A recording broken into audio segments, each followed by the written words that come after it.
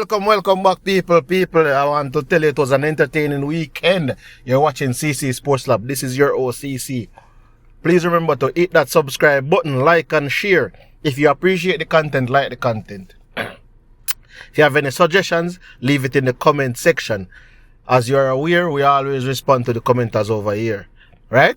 So just leave that comment in the comment section, and also remember to subscribe. It's the most important part of this video, to subscribe to get further updates on other footballing topics. So let's get right into the topic, people.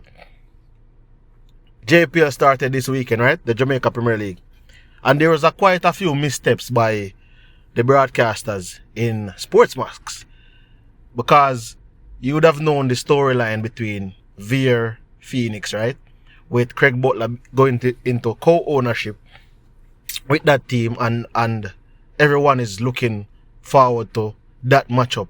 Mobile United, new ownership as well coming through, right? So that would have been a matchup that you would have thought would have been televised. However, it is not televised. It wasn't televised. The Arnett Gardens game was televised. Also, you have the Mount Pleasant versus Portmore United, which is also a high-profile game because of the case with Ferguson, who was appointed as head coach of Portmore United, having been released by Mount Pleasant Academy, or his contract wasn't renewed by Mount Pleasant Academy when they let go Theodore Tapper-Whitmore and his team.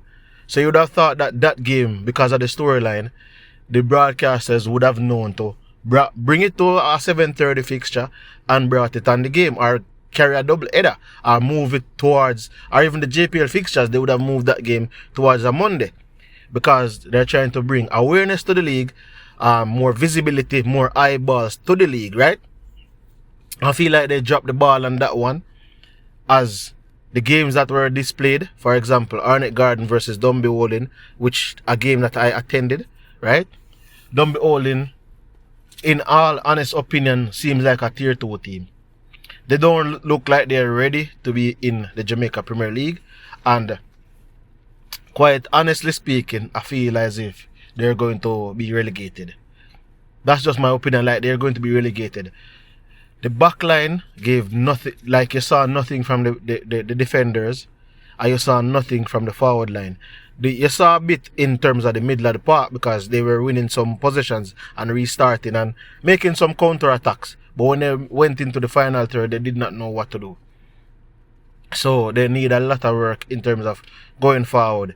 They can put the ball on the ground and pass it around, but putting the ball on the ground and pass it around is not something that will assist them if the players can't make the final passes and the actual decision making is poor.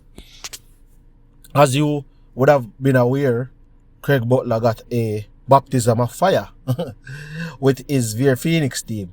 He was on stating, like he was on record stating that he wouldn't necessarily be a part of the whole management and all of those things, but videos show him standing on the sideline as if he was the coach. And what I heard was that because it's Lenny is supposed to be the coach, but what I heard from that match, I did not attend, but what I heard from credible sources is that when the game went 1-1, he told Lenny to sit on the bench. Yeah, people may even know if that is true. So allegedly, Lenny went to the bench and Mr. Butler was on the sideline, basically marshalling the troops. We're marshalling them to a 4-1. So Mobile United bamboozled them and they received a shellacking, which was, I feel as if people don't understand that the league is not as easy as some would think. And given Butler's background, a lot of persons would have had expectation that he would have come in and win this game. I don't think Veer United should worry though, because it's 39 games, so they have a lot of games to get back into position and not be in terms of fighting for relegation. With that being said, we move over to the Mount Pleasant Academy versus Portmore United. As you are aware, as I said before, Mount Pleasant versus Portmore United would have had the storyline of Ferguson going back to Mount Pleasant, right? With Mount Pleasant paying off the contract to get him from out of Portmore United. Portmore United, in that short space of time, installed Rudolph Austin as their coach, right? So he would have not had enough time to actually prepare his troops and get them to play his style or the style that he would want them to play. With that being said, Mount Pleasant came. As you know, Mount Pleasant has been playing more football, given that they have played the Caribbean Club Championship. So they looked a bit sharper. They looked on the boil. They looked like they were going after it. And one of the greatest disappointments, I think, for the game and even for the coaching staff, because I spoke to Mr. Whitmore after the game, and he was saying one of the greatest disappointments is that they did not score more goals. Because if you notice in the game, they had about 5 big chances, of which they buried 2. And I think they could have possibly dispatched 3 more chances, and the game could have been easily 5-0.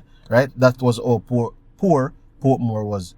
But you can see that the Portmore United team is a young team, and you can see that they're not yet fit or up to standard as yet. But as the season progresses, I think they will have a fighting chance of the top 6.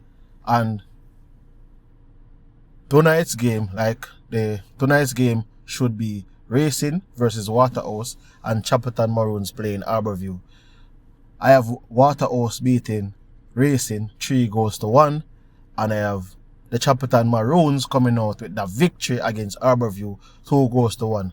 Those should be some interesting matchup. Racing just got promoted to the league. Chapelton Maroons went down into Tier 2, got back promoted back to the league again. I think Chapelton Maroons has a decent management and ownership group, because if you can go down and bounce back right after and come back up in the league, that's something that is pretty good, right?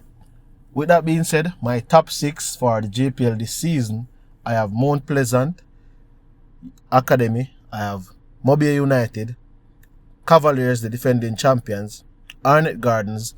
For what I see with Arnett Gardens, they have a pretty decent striker in Warner Brown. Them still have Kimani Airborne. They have also, both of whom were on the goal scoring sheet last night. And they still have the indomitable Fabian Reed. So I feel as if they can still have that extra. They're a ball playing team who likes to put down the ball and pass it around. I feel as if they've always been that team that is always there but needs a little push.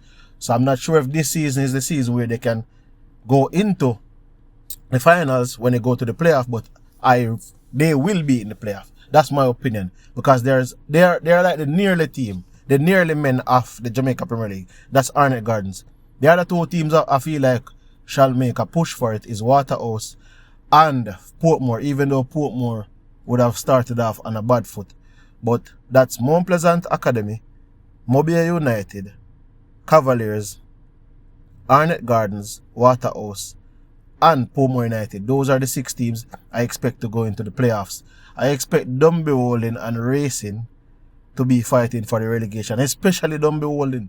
They just look like a Tier 2 team. They don't look comfortable in terms of what I saw from them against Arnett. Arnett was literally all over them. Arnett should have possibly scored 6 goals. The fans were saying it. Even Dumby fans seems to realize that they were in for a shellacking. But they got 3-0, but that 3-0 felt as if it was 7.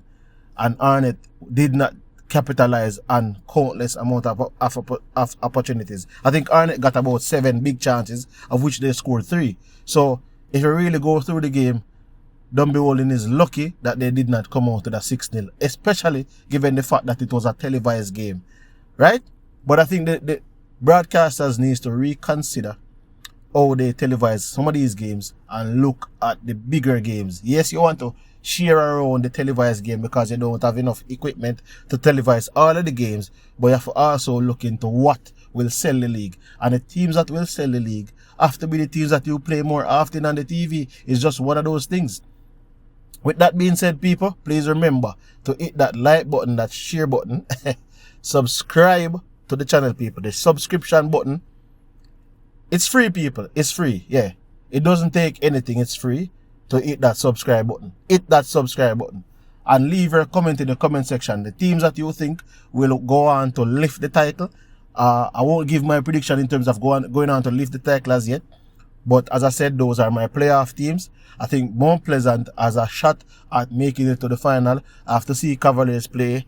I have to see some more of the teams play before I can give you that final outcome. But from what I'm seeing, those teams are the teams that look good so far, right? But remember to hit that subscribe button, leave the comment in the comment section, and I'm your boy CC. I'm out.